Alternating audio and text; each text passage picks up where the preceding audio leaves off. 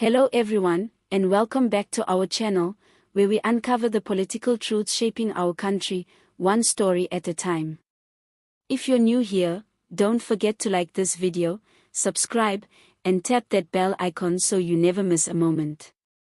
Today, we're diving into a deeply troubling story that's unfolding in the heart of Mpumalanga, and it's got everything: alleged corruption, government silence, and our 2 million worth of laptops. Yes, you heard that right. The Mpumalanga provincial legislature is under fire after reports revealed a jaw-dropping 2 million procurement deal just for laptops. And now, the Mkhonto we Sizwe party, or MK party, is stepping up and demanding an independent investigation into what they believe is blatant financial misconduct. But this isn't just about overpriced computers, it's about a culture of unchecked waste, arrogance, and possible theft of public money. At the center of this storm is a procurement transaction that, on the surface, seems simple: laptops for provincial officials. But when the price tag raised eyebrows, 2 million, the public and opposition leaders started asking questions. How many laptops were actually delivered? What kind of laptops were these? And most importantly, was the price inflated on purpose? MK party leader Siyabonga Ndlovu is not letting this go. At a press conference in Bombila, he said loud and clear, our public institutions must operate with integrity and accountability. He called the situation serious enough to demand external, independent scrutiny outside the legislature and away from any political influence. Let's break this down. If we assume a laptop costs around 30,000, a generous estimate even for high-end devices, then 2 million should have bought roughly 66 laptops. But internal whispers suggest that far fewer devices were received. Some insiders allege that only a fraction of that number made it to the intended offices. So the question arises, where did the rest of the money go? Was it misallocated? Were fake invoices involved? Were middlemen paid unjustifiable commissions? These are the kinds of questions MK party officials want answered. And they're not the only ones. Civil society groups, watchdog organizations, and even everyday citizens have started speaking out. After all, we're talking about public money, money that could have fixed roads, supplied clinics, or funded schools. More than that, this scandal is just one in a growing list of questionable deals in Mpumalanga. Over the years, the province has developed a reputation for weak oversight, with a pattern of suspicious tenders, incomplete projects, and very few consequences. If there was ever a time to break the cycle, it's now. The MK party has already written to both the South African Police Service and the Office of the Public Protector, urging them to launch an official investigation. They've also started engaging with the public, encouraging community members to demand answers and push their elected representatives to act.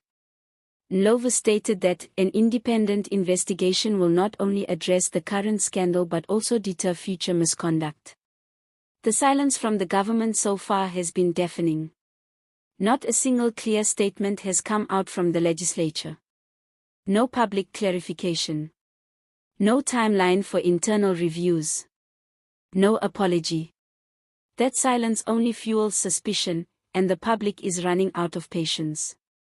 Now, let's take a step back.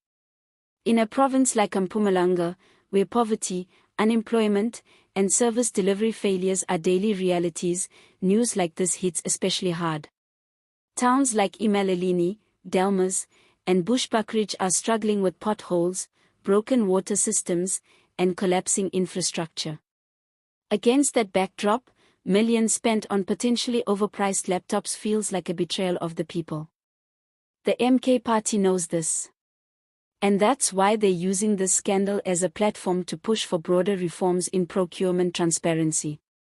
They're saying, this isn't just about one corrupt deal, it's about a whole system that rewards mismanagement and punishes honesty. And frankly, they're not wrong. It's worth noting that MK isn't in control of the province. They're not part of the ruling party in Mpumalanga. But their aggressive approach to accountability is giving them momentum. They're tapping into public anger, and this scandal might give them the kind of visibility that opposition parties dream of. With the 2026 municipal elections around the corner, every move counts, and this could be a defining moment for them. But here's the catch: it's not enough to make noise. What South Africans need now is action. Investigations. Arrests if necessary. A real commitment to holding those responsible accountable, not just slaps on the wrist or reshuffling of departments. This also raises a bigger issue: how do we reform provincial procurement to make it less vulnerable to corruption? Should there be a public registry of all tenders awarded? Should civil society have more access to procurement documents? Should whistleblowers be better protected and rewarded?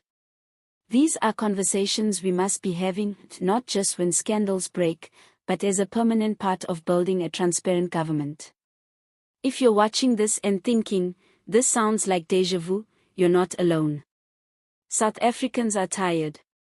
Tired of reading about inflated tenders, ghost employees, and stolen funds. Tired of politicians who speak of Ubuntu in public, but loot behind closed doors. This is why the MK Party's call for an independent probe must be taken seriously. Because every time we let something like this slide, we send a message that corruption is okay, that no one gets punished, and no one ever learns. Let's be real. A 2 million laptop deal won't bankrupt Mpumalanga. But what it represents could break our trust in governance. If public servants can spend like this without consequences, what message does that send to the millions of South Africans who live in poverty, waiting for real service delivery? And so, as we watch how this situation unfolds, we must ask ourselves, is this where we draw the line? Is this the moment we say, enough is enough? Thanks for watching today's breakdown of the Mpumalanga laptop procurement scandal. If you found this video informative, please give it a like, subscribe to our channel, and leave a comment down below. What do you think should happen? Should there be resignations? Arrests? Public hearings? We want to hear from you. Until next time, stay informed, stay engaged, and remember, democracy only works when we hold power accountable. See you next time.